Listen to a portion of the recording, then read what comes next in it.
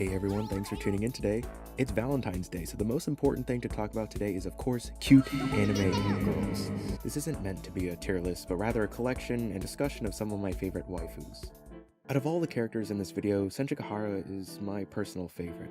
The first episode of Monogatari was the most confused I've ever been watching an anime, but her interactions with Araragi not only solidified the Monogatari franchise into my anime 3x3, but also put senjougahara as one of my all-time favorite anime characters. In a series where dialogue is everything, it's the conversations between the two of them that are my favorite. Specifically in episode 12, it feels like such a drastic departure in tone from the previous episodes, having lunch together, being in the car together, and just laying down looking at the stars. No monkeys or cats trying to kill you, snail children asking for directions, or a snake, just a regular date between high schoolers. Sword Art Online was one of the first anime I ever watched, and asuna hit a soft spot with me. Being heavily immersed in the virtual death game, it was relieving to finally have someone to rely on. In a world where a single misstep meant death, Asuna was a rock, and when she was around, life in Aincrad didn't feel so bad. That being trapped in a video game world was more of a blessing in disguise. It's too bad she got banned for saying the N-word. I already talked a little bit about sinon in my SEO video. Analyzing the themes of Gun Gale Online and SEO 2 as a whole made me appreciate what she represented as a character. The duality of her quiet and shy self contrasting with the feared sniper she was in-game, it illuminated the idea of how we can use video games to compensate for our shortcomings in ourselves, and use that virtual experience to grow as people. Also, she's a cat girl. It wouldn't be a waifu video without talking about the OGs. There's something about the kudere archetype that hits in the deepest part of my soul. Maybe it also has to do something with the short hair, the red eyes, and the softness of her voice. But in the mess that was Evangelion, Rei getting screen time felt like a brief moment of mental clarity, even during the third impact. At first, I didn't really like Nino. I'm not the biggest fan of tsunderes, but after doing some reading, she grew on me. And after going through the Monogatari transformation in Season 2, I can say that I like her. Is she my favorite out of the Quintuplets? Sure, let's say that. Alice is my favorite of the Nakiri cousins.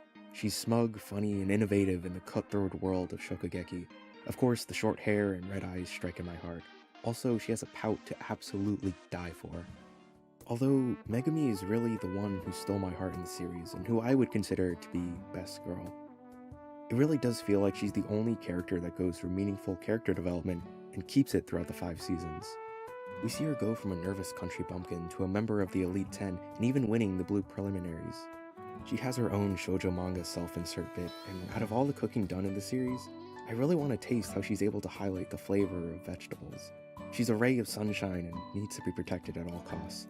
Since as the saying goes, big breasts fill a man's hand, but small breasts fill a man's heart. Yes, I love Emilia. Maybe it's because I'm a Takahashi Rie simp, but there's something about Emilia that stuck with me from episode 1.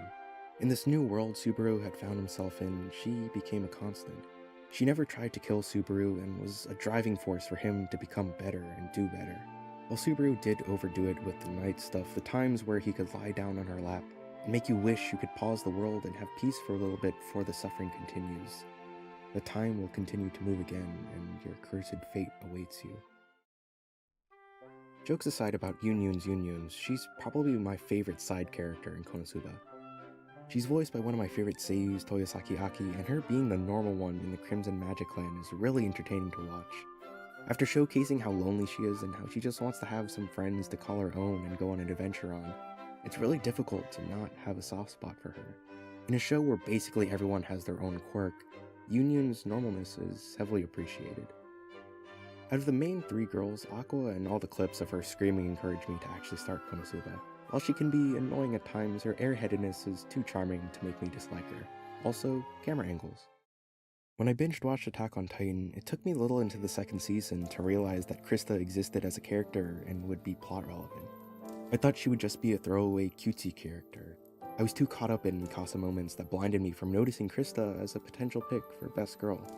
After seeing Reiner crush on her, I respected Mr. Poundtown's emotions and couldn't help but feel the same. And after her fight to become a figure worthy of being Queen of the Walls and her interactions with Eren on the farm, my heart was stolen. Watching Attack on Titan Junior High definitely cemented that feeling.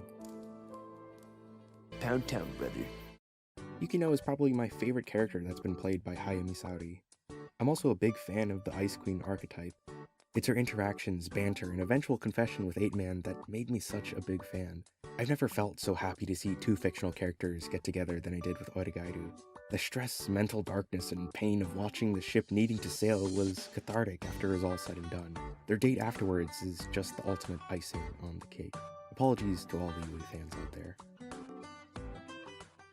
That's why she's best girl. I mean, if it's in the English dub that she's best girl, can't really argue with that. Hayasaka is a fantastically developed character. If you've read the Kaguya-sama manga through the class trip arc, you know what I'm talking about. She's literally the girl that can do it all.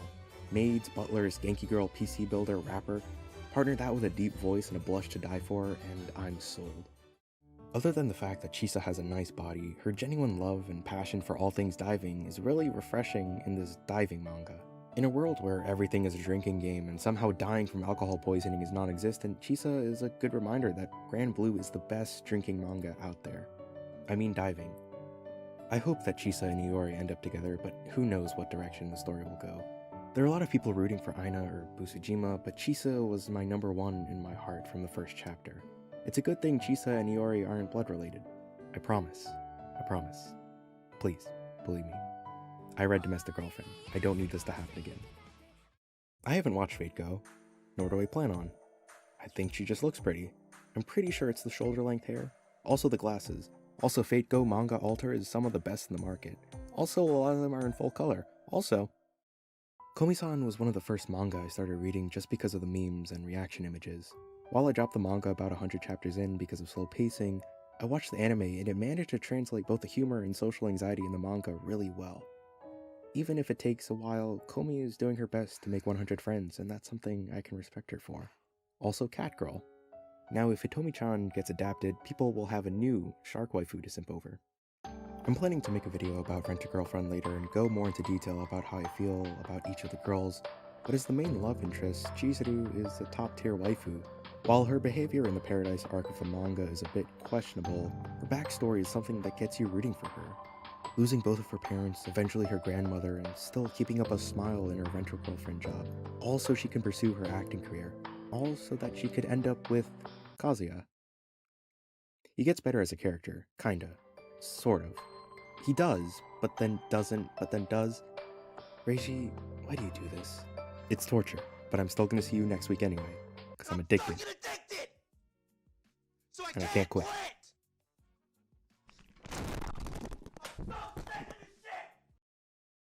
Clearly from my picks, I have a type. Short hair, shy. There are some other characters that fit that criteria that I would include on my list, like Yuki Nagato, Iwakura Lane, or Shimarin, but they need to be protected.